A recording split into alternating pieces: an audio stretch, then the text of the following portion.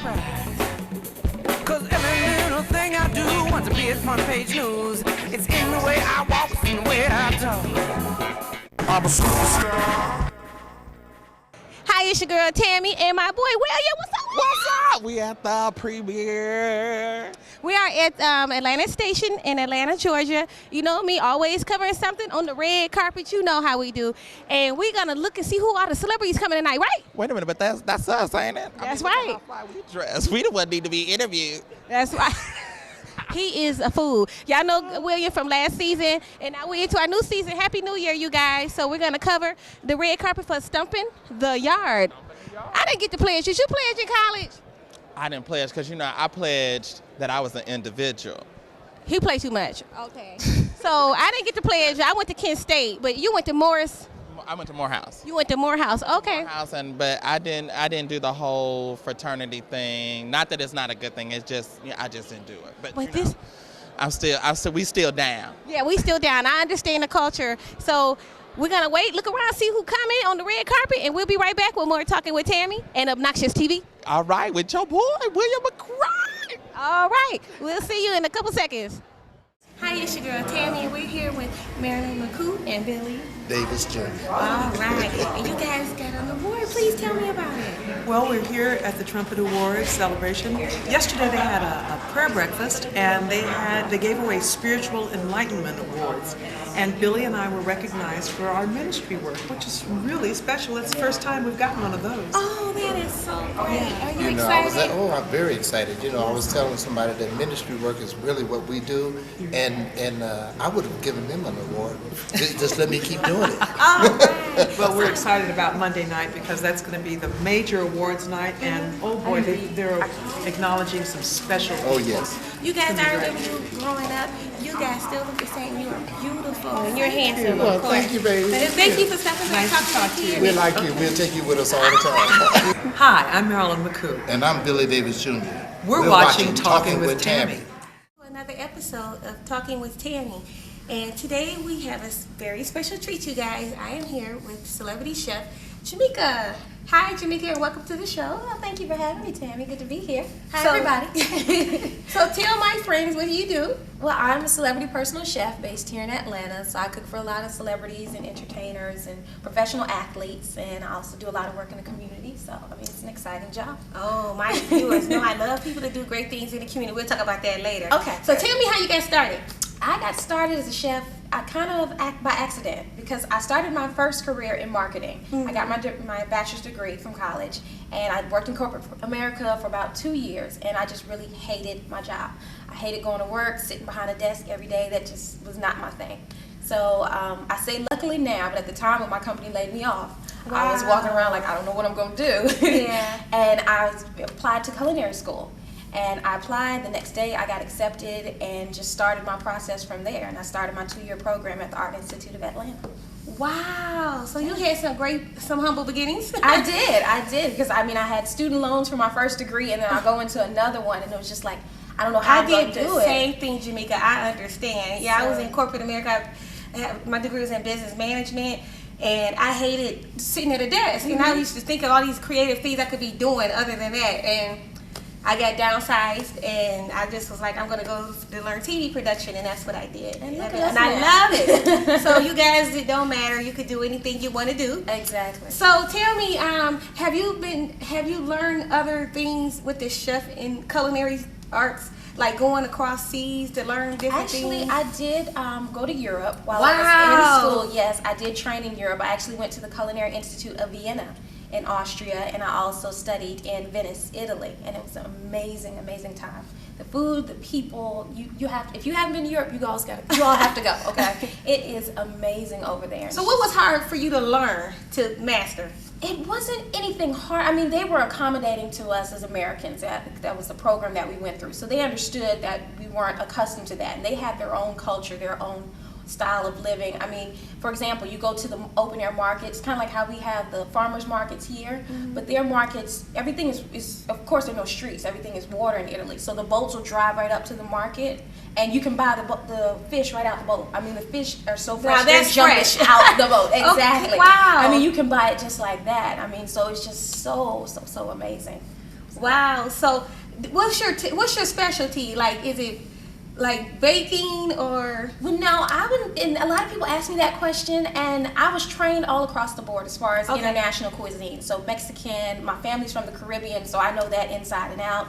I'm originally from the South, so I know that. I mean, Thai, Japanese, all types of things. But through my courses, I particularly learned which is called garmager, and that's a French term for cold preparation. So all your cold foods like salads, your pâtés, all the really frou-frou kind of things, that's what I really learned to do. All the little delicate hors d'oeuvres and canapes, things like that. That's what you like to do? That's what I like to do. But so like little hors d'oeuvres and make it look pretty. That's what I was trained in, but I mean, I do cuisines all across the board. And you have to be versatile when you're working with different types of clients, because they want to know everything and they want everything out of you that they can get. So, I mean, I got to learn as much as I can. Okay, so I had the pleasure of meeting you at the BET Awards, and you had some samples of your food there. Yeah. And so what did they think? Oh, I got so many compliments. I mean, it was so many different artists. The BET executives were like, oh, we loved your food. Everything was great. And they hadn't met me before. They just heard about me, and I got the call. So when I met the executives, they were like, okay, so is it just you? They were expecting some older woman and a team of 20 people. I was like, no, this is me. She was like, you're so young. Are you sure you can handle all this? I was like, I got it. I mean, and took it over, and it was incredible. Everybody was just so embracing. I met so many people. It was just a great time there. Wow. So do your family bug you? Hey, come make me something to eat. All the time. They call me and like, okay, I got some chicken and some peanut butter. What can I do? I'm like, what?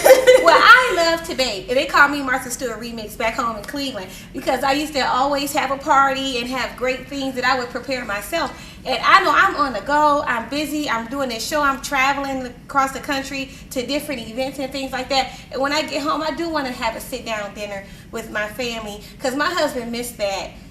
Shout outs to Terrell. You know, I used to, before I was a stay-at-home mom for 7 years, and I would bake. That's my thing. I love to bake. See the hips. So I love to bake. That's my specialty. And people find that to be very hard. And I think it's easy. You just put it in the oven, but. Well, because baking is actually a science, so you have to measure everything. If one ingredient is slightly off, see, I like doing that. See, most people, and that's how I am. I just like throwing things in a pot and just see what happens. Baking, if that is not an exact cup of flour, something's gonna go wrong, and that's where people are afraid of baking. They're scared of being precise. They just want to kind of throw it together and say, look what I made. So that's why people are scared of it. It's not a big deal though, because I find it hard to do like the entree part, like your main meal, like the meats. I'm not a big meat eater, so I don't like to prepare it.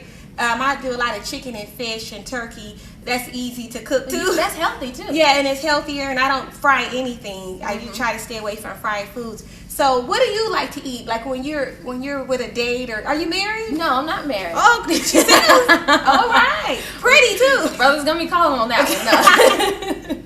But no, what do I'm like at home? I do not cook for myself at all. I eat out all the time. No, it's always like that. I had a nail salon in Cleveland, and I never did anybody nails in my family or that's my. Just how it is. Yes, you do not cook at home. I mean, it is a chore for me to cook, and I mean, I will cook the most elaborate meals for people, and I come home and have a turkey sandwich. I do not like cooking because I mean, I already know that I can cook. The pleasure of it is to dazzle somebody and really bring something new to them. I already know pretty much what I'm capable of, so it's not dazzling to me. So. Anything along, if somebody were to cook for me, that would excite me. Okay, brothers, you want to get to me, cook for me. Okay, my husband can cook, girl. He makes some great pancakes. Is that how he got you? He got me because he fixed something in my house, and that's how we met. But that's the way it is. Yeah, he loves to cook too, and he grills outside. But I don't like to do anything like that. I don't like to be outdoors, but he loves it, and I'm so happy to have somebody that can cook. So. I guess when we come back, you're going to show me how to make like a meal that we can like relax and just sit down with your family and have a nice meal. What are you going to prepare today? I'm going to do a tortilla crusted mahi-mahi. And that sounds so hard. It sounds so complicated, and it literally takes 3 minutes to prepare, 12 minutes to cook. That's a 15-minute meal. You are done, and it looks great.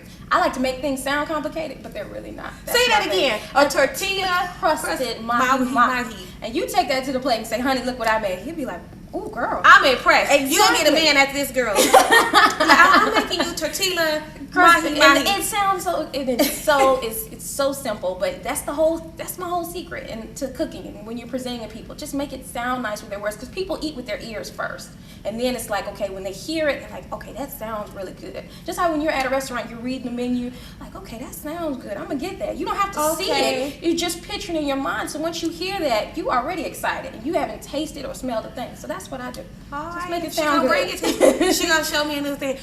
I didn't have no more kids, so he's gonna be excited. My husband, I made you some mahi. Exactly. He's gonna be excited about that. Yeah, he's gonna be all right. Okay, so when we come back with more Talking with Tami, Jamaica's gonna show us how to prepare this meal. It sounds wonderful. So you guys stay tuned. Keep it locked right here on Talking with Tami.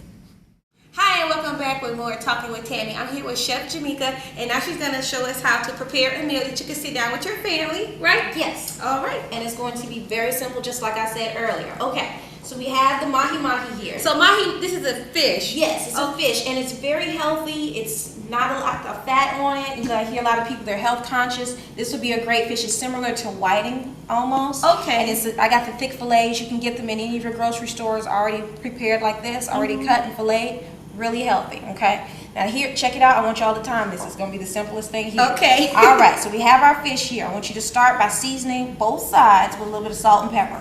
Always want to season both sides of your food because we're going to be eating both sides, so both sides need to be flavorful. Okay. So we got a little kosher salt and some coarse ground black pepper.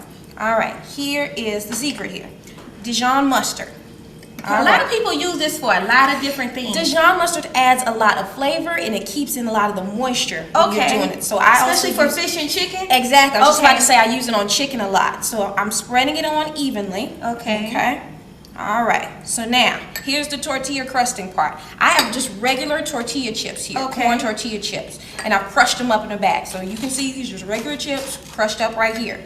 And I've seasoned them with a little bit of salt and pepper. You can be creative with this. Add some chili peppers if you want, some cayenne, add a little bit of flavor, some southwestern flavor, Caribbean flavor if you want. Add whatever kind of spices you like.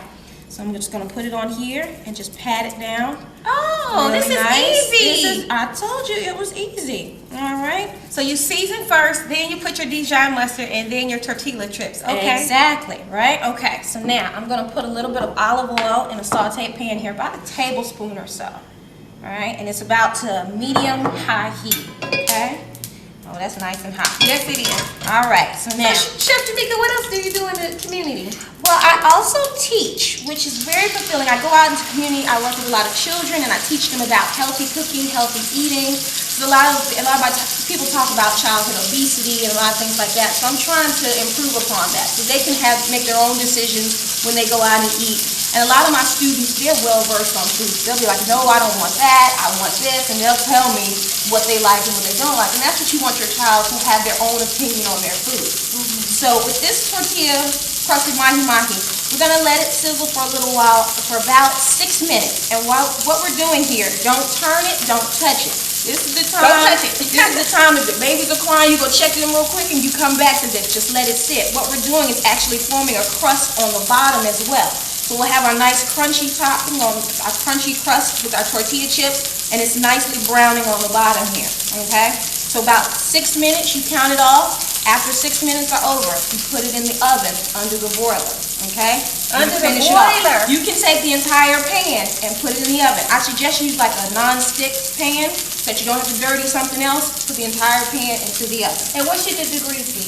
Well, you're going to set it under broil. Oh, under the broiler. Okay. Yes. So now what we'll do, you don't want to put it too close to the broiler either. So I adjusted this rack here to the middle here. So because this is going to be a broiler up here. So this is your heat coming down. So you don't want to burn your tortilla chips. So I set it in like the middle here. Okay? And you let that sit. You set it for another. So after 6 minutes here, right into the broiler. 6 minutes under the broiler. And what you want to do is get a nice golden brown with the tortilla chips. Don't burn it. Broilers are very tricky. Keep your eye on it too. Make sure you turn the light on in the oven so you can see it. Make sure it's getting a nice little color on it. And that's it. So, wow! Really simple. And I got a finished one, of course, just like on the cooking shows. Okay. And this pan is going to be really hot on the handle. Thank you. So you want to make sure you have a nice dry towel or something. Voila. Oh, look at that. And see, now what you want to get, make sure you do not overcook your fish. A lot of people are scared about fish. They don't want to overcook it. That's me. You set it on your timer. You can see I got the nice little color there and the nice caramelization brown, golden brown color there.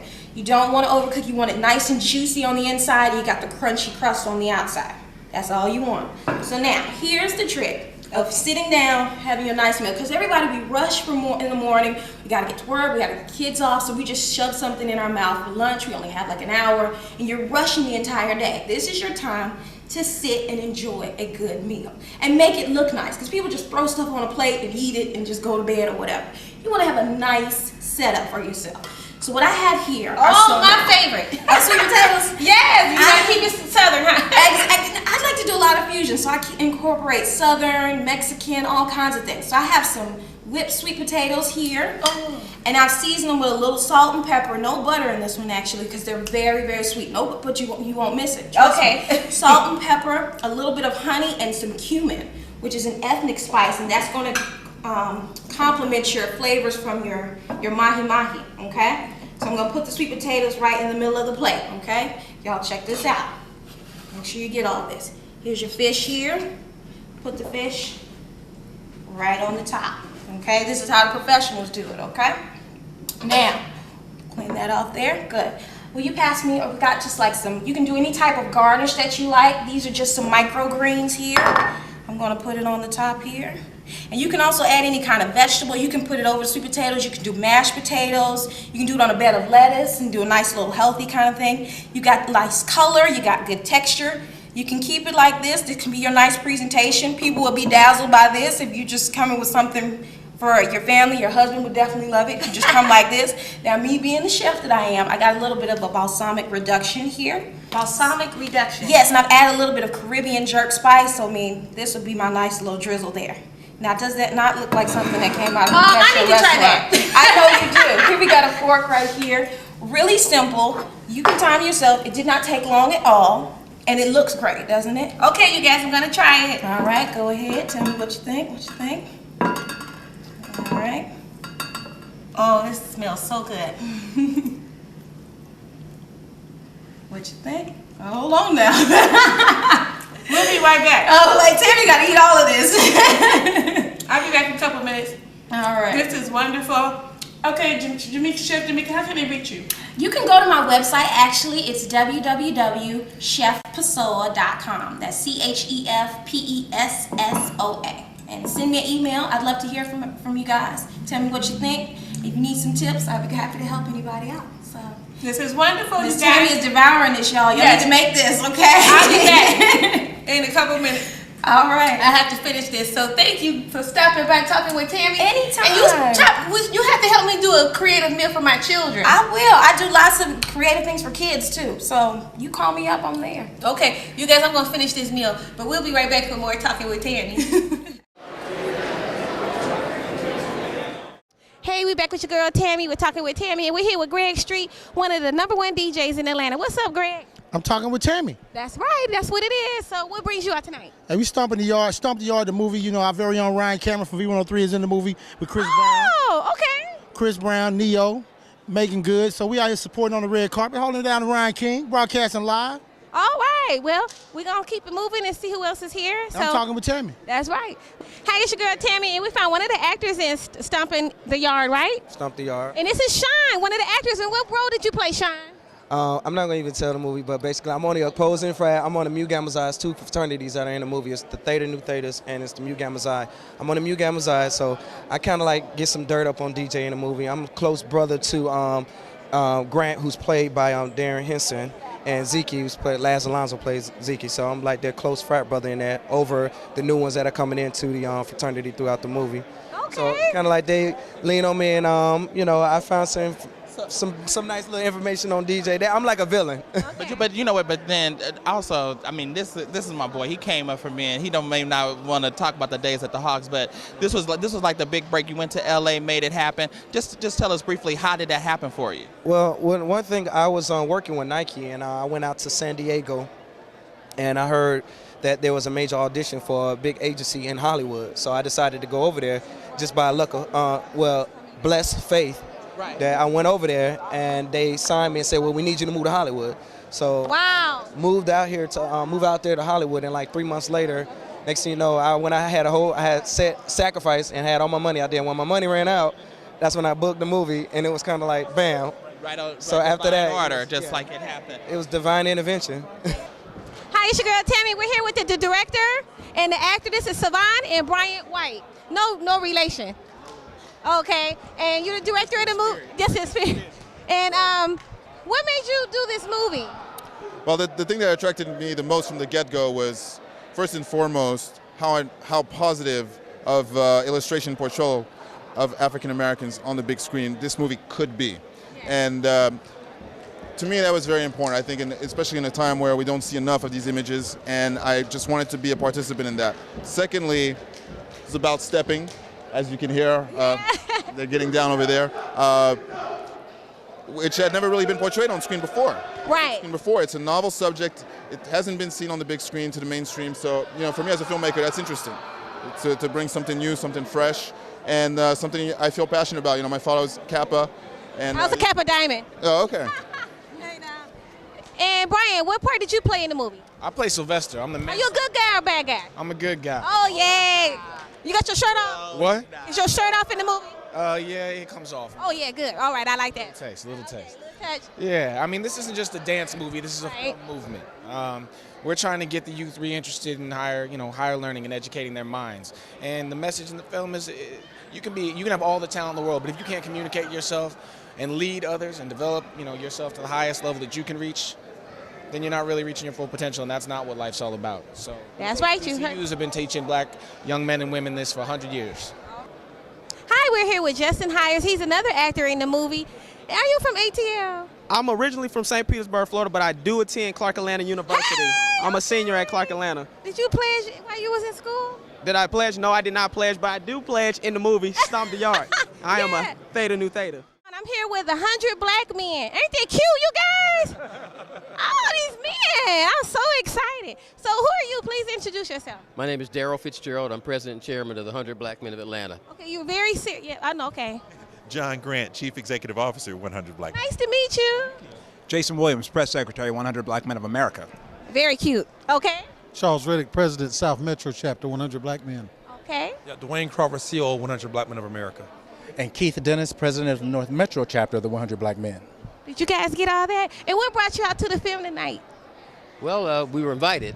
Okay. That helps. Okay. To start with, no, really, I mean, we're honored to have a premiere in Atlanta. Atlantic Station's a brand new development, so we're excited that you chose this venue to come to Atlanta for your East Coast premiere.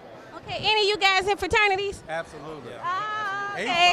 Okay. Yeah, 06. The best one, Q Sci-Fi. Oh, I used to like the Qs in college. All right. Alphas ran the yard, right? All right, yeah. Well, I hope you guys enjoy the film, and thanks for stopping by. Hi, we back with Franksky. Hi, Frank. How you doing? You good? I'm good. Nice to see you again. Nice to see you too. Looking good as always. Thank you so much. And what brings you out to the movie? You know what? This is another grand Atlanta occasion.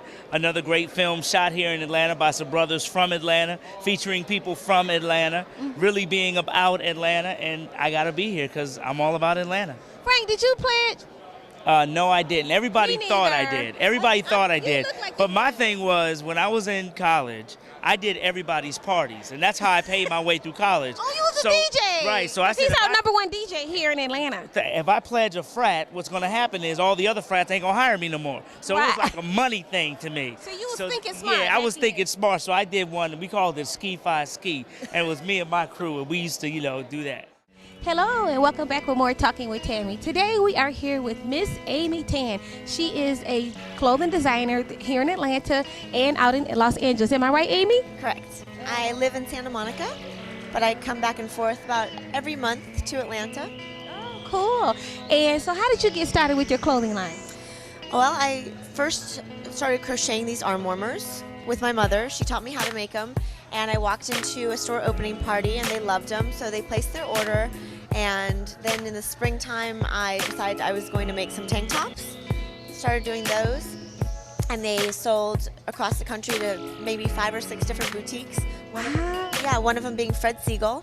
And then the next thing I know, Cindy Crawford appears in Glamour magazine wearing the tank top, and I decided I'd probably have a business.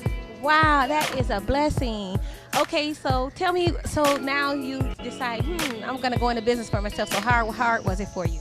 It was actually very difficult, although it was a challenge. I went up to New York and did my first trade show. I had a lot of support from family and friends and people in the industry who said that, you know, this is what you need to do and this is how you need to achieve it. So I decided to do that trade show and wrote a ton of orders with a lot of stores, and business just grew from there. Wow. So tell me where you plan on taking your business after you've been in business, what, 4 years now? 4 years. I moved to LA 3 years ago, and that's when it really launched. But Atlanta helped me so much because it was such a welcoming city for new talent. So I feel really blessed to have been here. So tell my viewers, what magazines have you appeared in your clothing? I see you have some things here like your t-shirts. What do you make? T-shirts, women's t-shirts. We also launched a baby line, and we're launching a kids line as well. And we're doing jewelry now too. So is this some of your jewelry you have on? This is cute. Thank you. And this shirt and my shirt, you guys. Okay, so you make... We make sweatshirts. We make women's tops for the most part. And a lot of embroidery, I see. yeah, a lot of embroidery. It has a one-of-a-kind hand-sewn feel. Some of them are hand-sewn. If they're not hand-sewn, they're machine embroidered and hand-cut. There's a lot of detail that goes into it. Okay. So now what else are you going to be doing for 2007?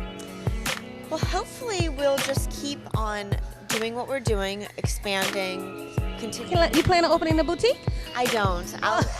I'll let them do all the work. We sell to over 200 boutiques across the You kidding me? country, and there's some foreign accounts as well. And we're hopefully going to continue our business with Bloomingdale's. But for the most part, it's... So you're in Bloomingdale's, woo! Yeah, just 4 stores of Bloomingdale's. But the boutique business is great.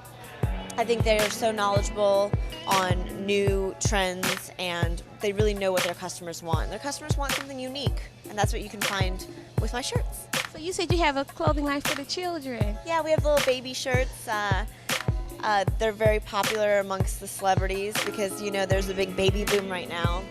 So Angelina Jolie bought an I Am Loved onesie from Kitson, which is a store in LA on Robertson. And we have a pretty good celebrity following, which is always fun, you know. Okay, so tell my viewers, so if they wanted to get their clothing line out there, you first have to do a business plan, I'm sure. But what steps did you do that? No, I still don't have one. Oh my goodness. I think that my business started on accident, and I feel very lucky and fortunate to have, you know, come as far as we've come. Hi everybody, this is Chef Jamaica, and you're watching Talking with Tami.